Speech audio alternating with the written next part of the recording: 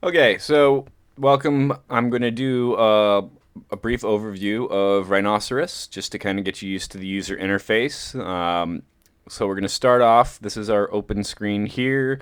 Um, and you should maybe have on the right templates like this. My default template I've got set right now is large objects in inches, and that's what we're going to do. So I'll go ahead and double click on that. Um, if you've got a Mac, your setup probably looks a little different, so I'll show you how to get it similar to mine. First thing we're going to do is we go to File, and then we go to Settings, and we go to Grid, and we change that to 1000.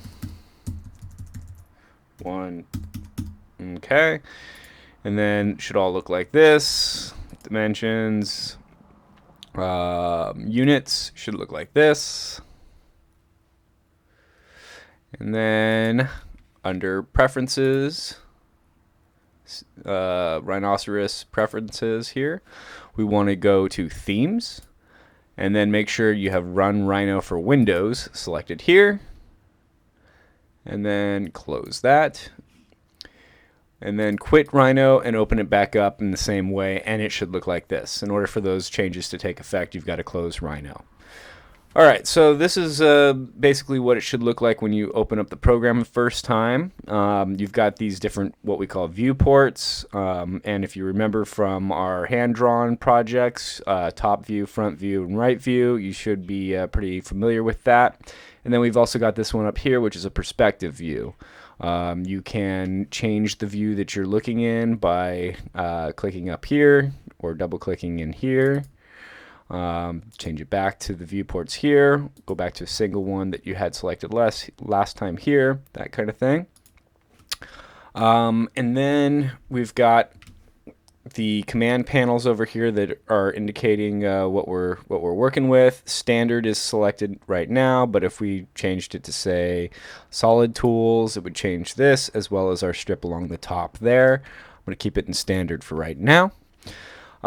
These right here should all be selected in this way. What this is basically object snaps, which allow the crosshairs to grab onto parts of an object you're drawing so that you can be more accurate with your representation. And then we've got on the top here, we've got grid snap, which basically means that your crosshairs will jump by the spots on the grid. Ortho locks you in so you're drawing at a 90-degree angle. The gumball gives you a little object that you can use to manipulate objects. I'll show you that later. Smart track is kind of like projection lines, so that you can line up objects when you're drawing them. And yeah, so that's the basic graphic interface of it. Now let me show you how to make it work. I'm going to start in a top view. And the top view is basically how I always start my drawings. And I'm going to use a polyline, P-O-L-Y for polyline, enter. And then it asks for a start point. You can either click, I can click anywhere on the field here, or I can hit 0, enter. And 0 starts me right at the corner of my world axis here. So if I move my cursor vertically and type a dimension, I can type 12 for 12 inches, enter, and then click, and then move this way, 16, or even I can do 1 foot 6 inches, sorry, enter, and then click to activate that line, move my cursor down, and you can see I'm locked in because I have my ortho on. If I turn that off, I'm no longer locked in.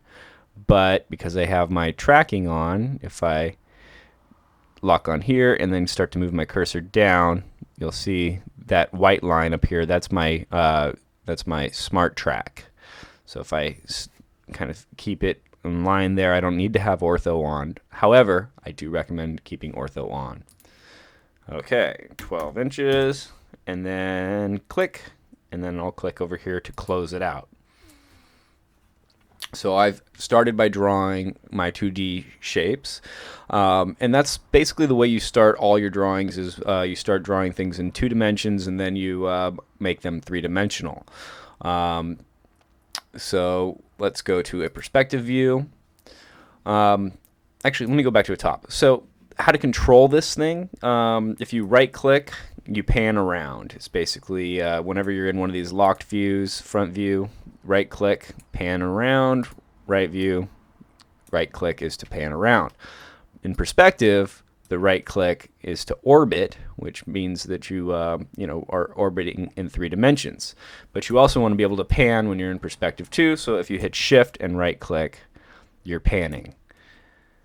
And then the mouse wheel zooms you in and out. One more thing with the mouse, if you click the middle button, you get this screen here, which controls your visibility and other key functions that are used often. Visibility, we'll be using that a lot later on, and we'll talk about that more later on.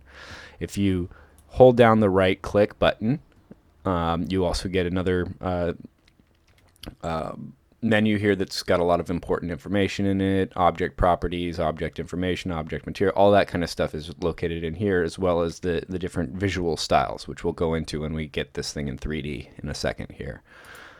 So first thing we're going to do is we're going to make this object 3D just to kind of have a demonstration of some of the commands. So if I make this 3D, I can type extrude curve CRV right there. That's the command we want. Enter. And then it says all of the commands will pop up over here what it wants you to do. And you notice I just start typing ext. This is our command line, which is where when we start typing all of the different commands that are related come up right there. Extrude curve, enter, click on my curve, enter, start to drag it up. Always make sure, unless of course you don't want it to be solid, but always make sure that you've got a solid on here. So click that. And then I'll type a dimension, how high I want to make this. If I want to make it 6 inches or 8 inches, enter. And you see kind of a wireframe version of the object.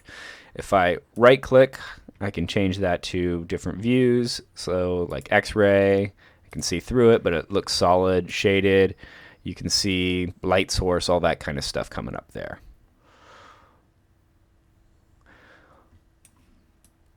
So that's kind of the basics of how this program works, just controlling and that kind of stuff. So what we want to do now is we'll go ahead and end this video, and we'll move on to the next step. Thank you very much.